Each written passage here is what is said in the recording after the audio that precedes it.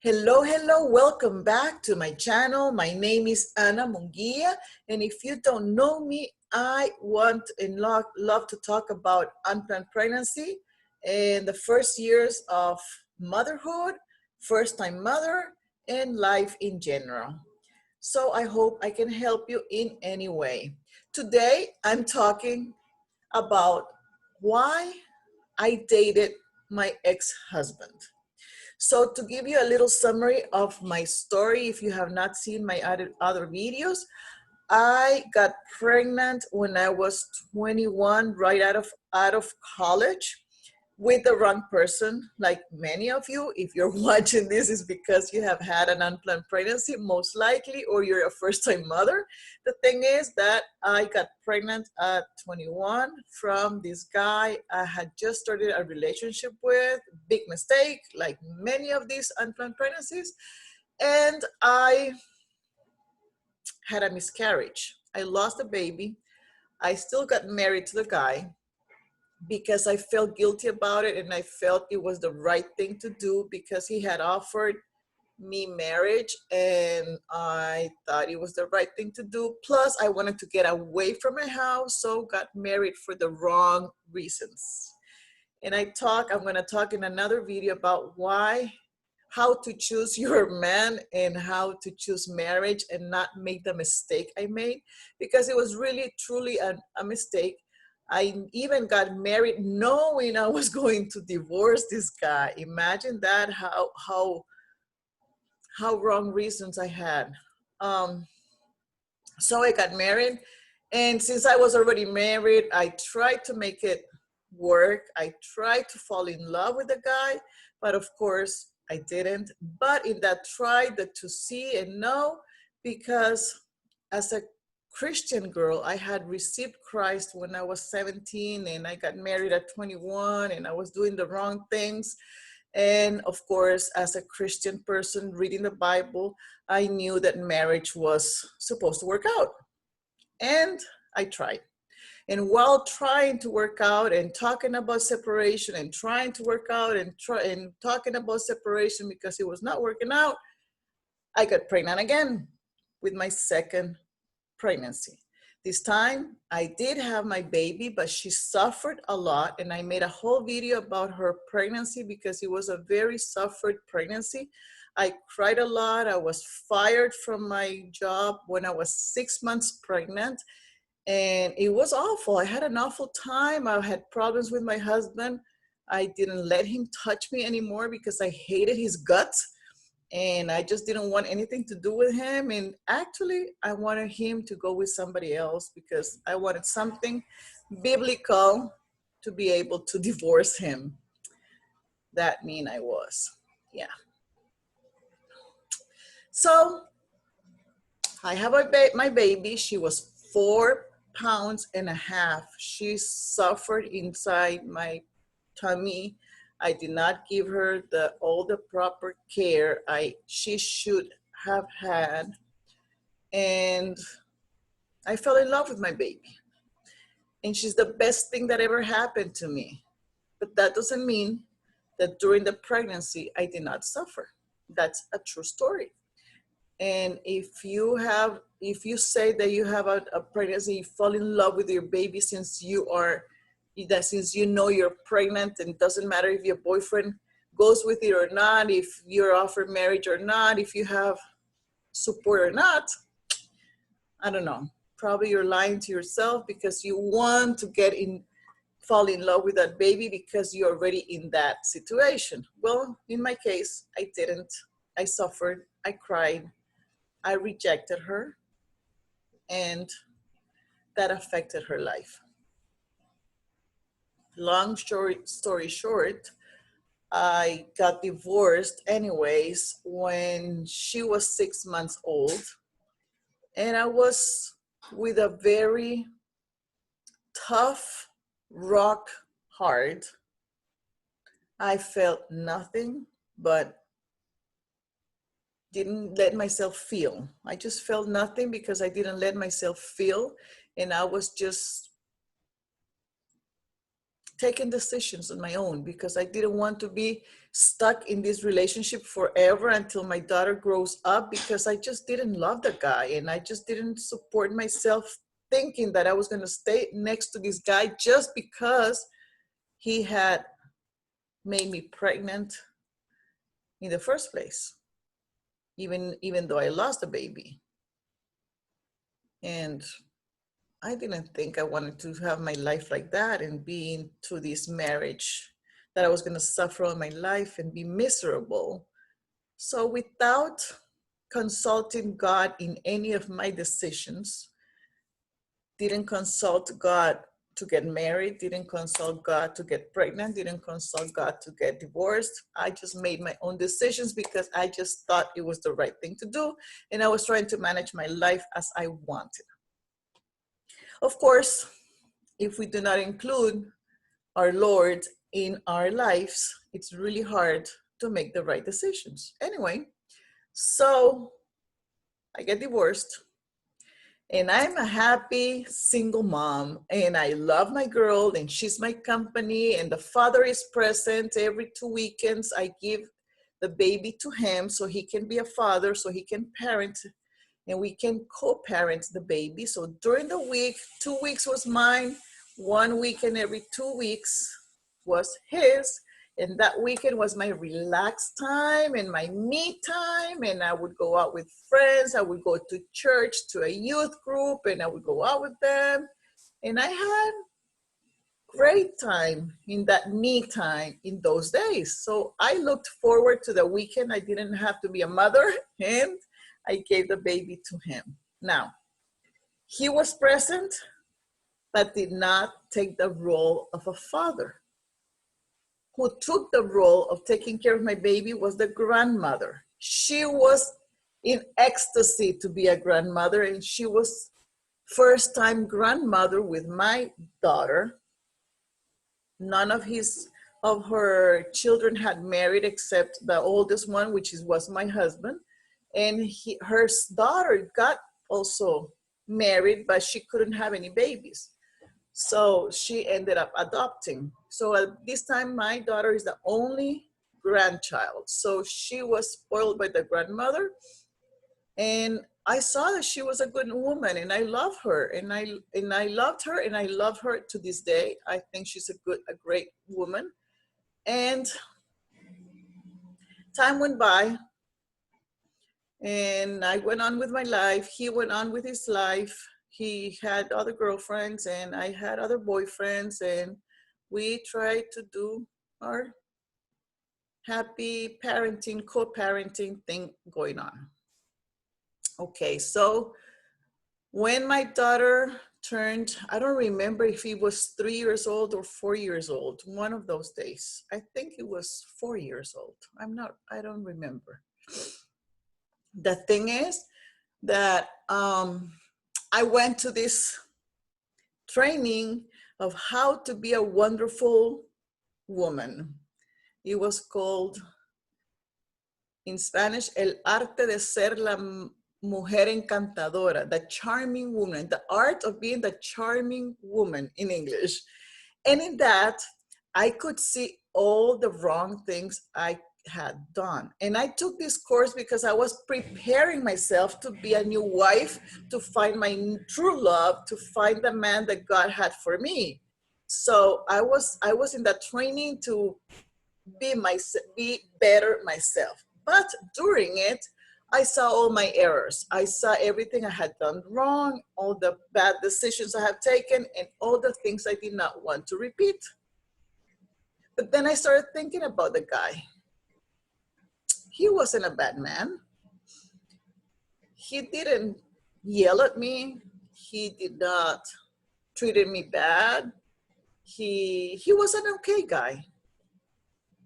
He was a professional. He was okay. He was an okay guy. So I just thought that maybe, just maybe, I had not given him enough opportunity to become the man that he needed to be for my daughter to have a father present in her life. So during that course that I was taking, that training to be the most charming wife ever, there was an exercise that I had to ask for forgiveness to the guy because I had hurt him. And so I did. I asked for forgiveness. I said, I'm sorry. I was not thinking. I think I was taking back the decisions abruptly. I did not think about it. And I don't know, I just gave him a gift for I'm sorry gift. And he got enthusiastic with me again. So he asked me out to start all over again, to start dating again. So I started dating my ex-husband. How weird is that? I know a lot of people go through this, that they date their ex-husbands, and now I feel like the mistress, and I don't know, it just felt weird because I had been married to this guy and I had been there already, but we dated and we gave ourselves a second opportunity to see if it would work out in the best interest of my daughter to have a father present. And I thought it was a good thing to do because I wanted to be sure, 100% sure, 100% sure, 100% sure that it was the right decision to have divorced him. And if I was mistaken and God wanted us together and we had just rushed into the things and it was his plan for us to be together, I had to give him a second opportunity. So that's exactly what I did. I started dating him. We went out. We went to eat here and there. We would talk. And we were friends. And we were dating. And we liked each other again. I mean, it's not that I didn't like the guy. I just didn't love him to like, that falling in love that you just can't live without the guy. I just didn't feel that. I just thought he was a good guy. And he deserved a second opportunity. So we went out dating. Okay, now check this one out. Before getting married to him, I met him in December and we got married in May. So it was December, January, February, March, April, May. In 6 months since I met him, we got married. Wrong decision. So we started dating, and while we were dating, it was my daughter's birthday. So we organized a big birthday for her. We were together. It was a happy couple, and we were trying to make things work out. And as things were going on, every night after we ended up the date, I would pray to God and tell him, Lord, if this is the guy that you have for me, please change the things that he has to change, and change me the things I have to change. Now, I was clear I was a born-again Christian, and he was still Catholic. Nothing wrong with it. It's just that we had two different faiths. And the Bible says that you cannot marry somebody with a different faith. You should not get together with anybody that does not think the same.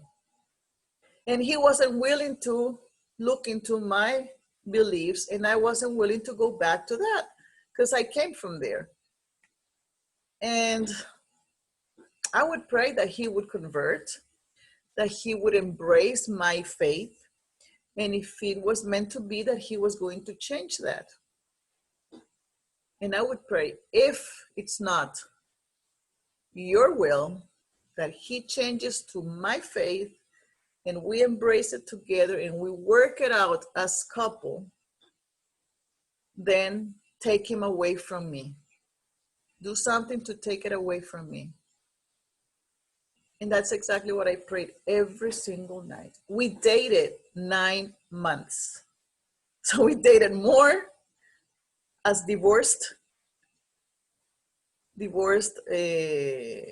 boyfriend-girlfriend couple than we did before we got married. We dated 9 months. And in those 9 months, he met somebody else that he liked.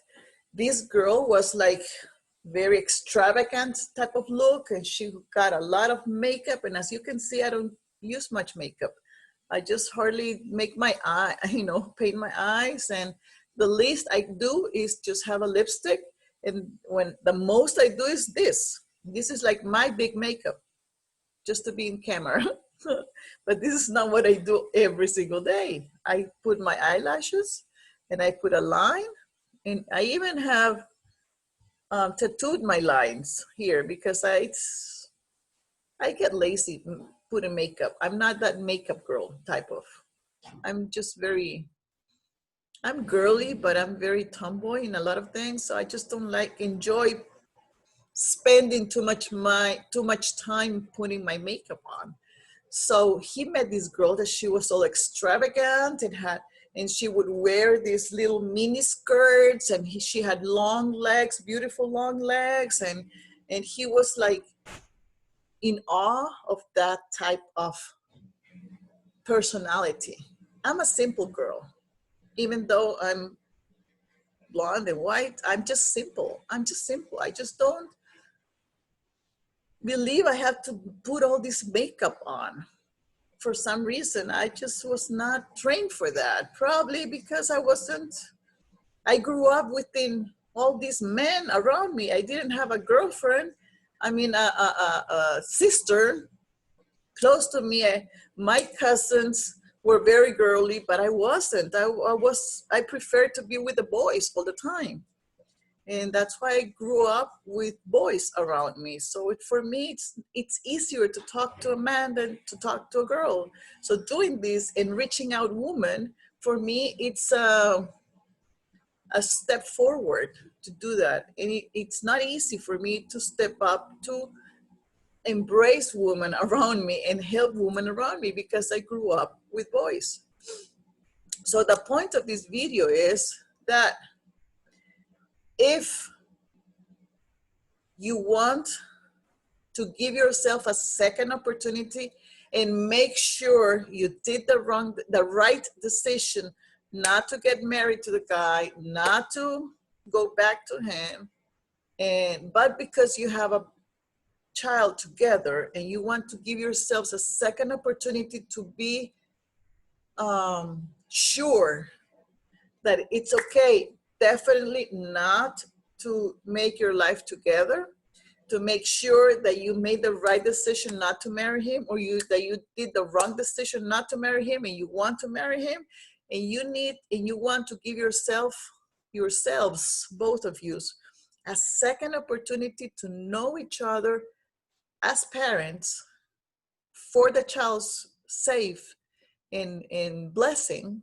Then do it. Give yourself a second opportunity, not in the childhood hormones experience that you used to have, because I can tell you, in those days that I dated my ex-husband, it was not a sexual relationship. I couldn't just bear it because he had gotten me pregnant twice, only with one time. So I knew how fertile I was. I was afraid to become pregnant again of this guy again without being sure I wanted to spend the rest of my life with him. So, but I did give myself the opportunity to reach out to him. I gave myself the opportunity to date him, to make sure that it was always not a good choice. And then he went away. He went on and married that girl that he had met that was all extravagant, and he made his life with her. And when he got married, I felt free to get married again. You know how the Bible says that if you marry the divorcee, then the guy that marries you, it's also in sin, and not that stuff that it's in the Bible. That made me think that I'll have to get back to him because that's what the Bible said. But see, I didn't take into consideration what the Bible said to choose a partner from the beginning. So I knew it was wrong, but I just wanted to get it out of my system, and I wanted to be sure, 100% sure that we were not meant to be with each other. And we weren't. It was definitely a huge mistake. But from those mistakes, I got my beautiful girl, and I got my company, and I got my unplanned pregnancy, which has been my company for all these years. Since she was born, it's almost 34 years ago. And from the loss of my baby, it's around 36 years ago. So it has taken me all this time to talk openly about this. Why do I do this? To help anybody that is in that situation of getting an unplanned pregnancy. And first of all, know that you can count with me. I'm your friend in here. I'm your friend during those tough decisions. I'm the adult that you can reach out for help because I've been there. I know how it feels. I know how lonely it is. I know how shameful it is and what's the turmoil going around you and how scary it is to tell your parents, to your partner, and all the process that you have to go through when you just find out that you're pregnant. Now, I do recommend that if there's an opportunity, more or less later that you have your baby, and you think you both need a second opportunity to know each other as more adult, as more mature, because a baby makes you mature. Definitely a baby makes you mature. If you're a teen girl or a young adult girl and was not prepared to be a mother, automatically you're gonna be prepared because we are wired to be moms. We are wired to do that. We are wired and prepared to give life. That's a privilege. So if you want to give yourself a second opportunity as adult to try to work it out, do so. Do so to make sure that yes, or make sure that no, like I did. Mine was no, didn't work out. He went on with his life and I went on with mine. But I had to wait. I waited until he got married for me to really, really look for a second husband. So the teaching for today, or the result of this live, is just to give yourself a second opportunity if the opportunity comes up. And if you know from the beginning that it's not a good choice, if the guy was really a bad choice from the beginning, just get him out. Just get him out and just go on with your life. Love yourself, love your baby, and things are gonna turn out right.